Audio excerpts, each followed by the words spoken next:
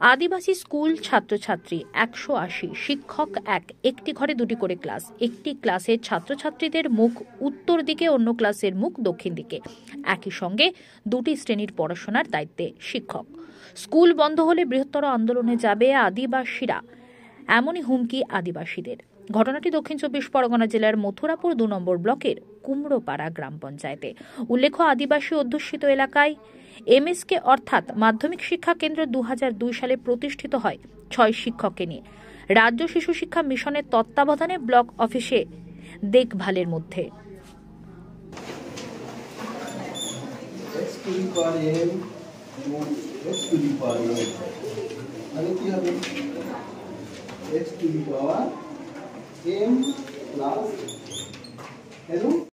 এবং পরের দাগটা তোমরা এই নিয়মে করতে পারো কি দেখো, নাহলে আমি পরে আসছি বলছি।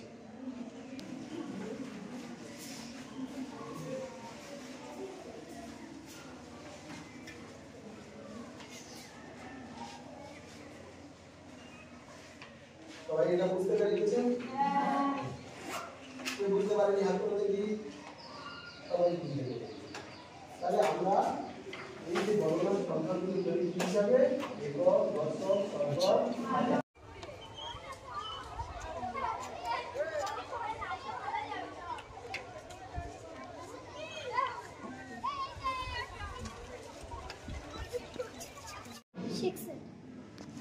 কি করে এখানে কিভাবে পড়াশোনা হচ্ছে? মাস্টার কি করে পড়ায়? আমরা এখানে ক্লাস করি, দক্ষিণ দিকে স্যার আমাদের পড়ান, স্যার আমাদের কাজ দিয়ে ওইদিকে চলে যায়, ওইদিকে 9-এ দাদা দিদিরা আছে, ওনাদেরকে ক্লাস করান। আবার আমাদের ক্লাসে এসে আবার আমাদের কাজ দেখে আবার ওনাদের ক্লাসে গিয়ে কাজ দেখে। এইভাবে কি তোদের পড়াশোনা ভালো হয়? হ্যাঁ, আমাদের তো শিক্ষক নেই, উনি একাই পড়ান সব সময়? হ্যাঁ। তোমার নাম? রিয়া সর্দার। কোন ক্লাসে পড়ো? 5। আমি এখানকার স্থানীয় বাসিন্দা। আমাদের এখানে একটা স্কুল আছে, আদিবাসী স্কুল।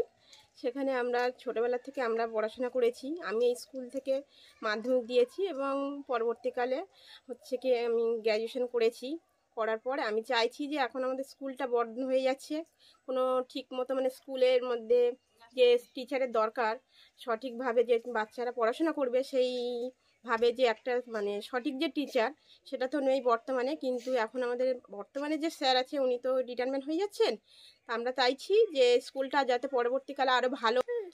আমি এখন তো মানে খানিকের ঘাট থেকে ছুয়া মানে পড়াশোনা কারবাই কারকুন উমানকে লাগুন একটা হানি চায় আনতি যে ভালো স্কুল হোক। চাইছি যে ওরা যাতে না দূরে যেতে হয় ওদেরকে, ওরা এখান থেকে ভালো পড়াশোনা করুক এবং বর্তমানে যাতে আরও ভালো শিক্ষক এখানে আসতে পারে। আমরা চাইছি সরকার যাতে ভালো একটা পদক্ষেপ নিক এবং স্কুলে এসে সেখানে যাতে সমস্ত রকমের ছেলেমেয়ে ভালো পড়াশোনার সুযোগ পায়, সেই দিক দিয়ে যেন সরকার একটা ভালো পদক্ষেপ নিক। এবং আমরা সরকারকে এটুকু বলতে পারি, যেহেতু আমরা আদিবাসী, আমাদের তেমন একটা আর্থিক মানে কোনো মানে সাহায্য করার মতন বাড়ির থেকে তেমন কেউ নেই, তাই এরা এখান থেকেই পড়াশোনাটা সুযোগ যাতে পায় সেই দিক দিয়ে যেন সরকার একটু লক্ষ্য করে। এইটুকু। তোমার নাম? অপর্ণা উড়ান। ক্লাসে বা হল ঘরে দুটো ক্লাসের ছাত্রছাত্রীদের পড়াচ্ছেন, কেন এই দশা? স্যার আমাদের স্কুলগুলি অনেক দিন থেকে 2002 সালে থেকে চলছে, কিন্তু পরপর মাস্টারমশাই রিটায়ার্ড হয়ে যাচ্ছেন, কিন্তু নতুন কোনো নিয়োগ নেই। তাই আমি এখন একজন আছি এবং আমার আরেকজন সহকর্মী আছেন, কিন্তু তিনি আগামী এপ্রিল মাসে রিটায়ার্ড হয়ে যাবেন। তার ফলে আমি একজন, এবং স্কুলেতে 6টা ক্লাস চলে, একজনের পক্ষে ক্লাস সামাল দিতে গিয়ে একই রুমে দুটো করে ক্লাস নিতে হচ্ছে।